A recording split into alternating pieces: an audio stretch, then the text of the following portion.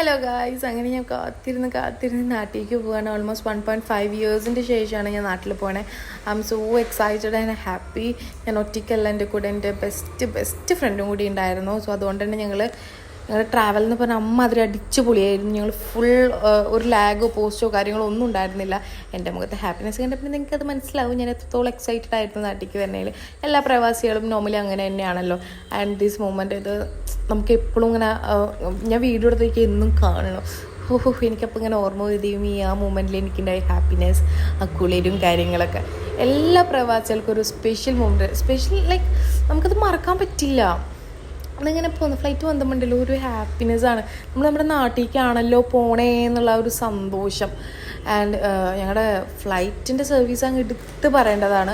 അത്രയ്ക്കും അടിപൊളിയാണ്. ഞങ്ങൾ എത്തിയാട് എയർലൈൻസിലാണ് വന്നത്. വൻ പൊളിയാണ്. ഞങ്ങളുടെ അടുത്തൊന്നും ആരും ഉണ്ടായിരുന്നില്ല.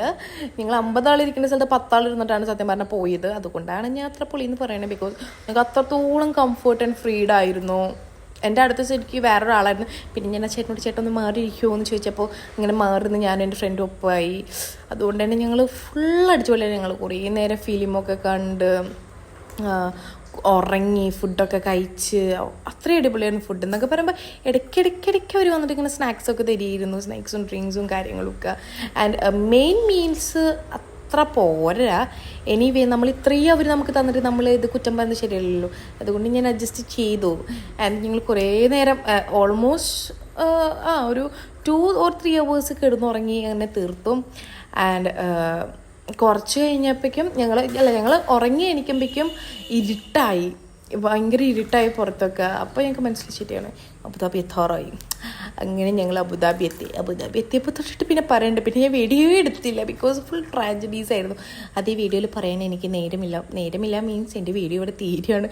അതിൻ്റെ ശേഷം എനിക്കൊരു വീഡിയോ ഞാൻ എടുത്തില്ല അബുദാബിയിൽ നിന്ന് ഇറങ്ങിയ. പിന്നെ അങ്ങനെ ഞാൻ ലാസ്റ്റ് നാട്ടിലെത്തിയപ്പോൾ എൻ്റെ അമ്മ, എൻ്റെ ബ്രദറാണ് ആദ്യം എൻ്റെ അടുത്തേക്ക് ഓടി വന്നത്.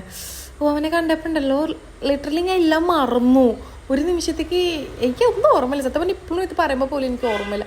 അമ്മ അതൊരു ഹാപ്പിനെസ്സും ആ ഒരു ഫീല് അത്രയ്ക്കുമായിരുന്നു. അങ്ങനെ ഞാനൊരു 1.5 ഇയേഴ്സിന് ശേഷം എൻ്റെ നാട്ടിലെത്തി.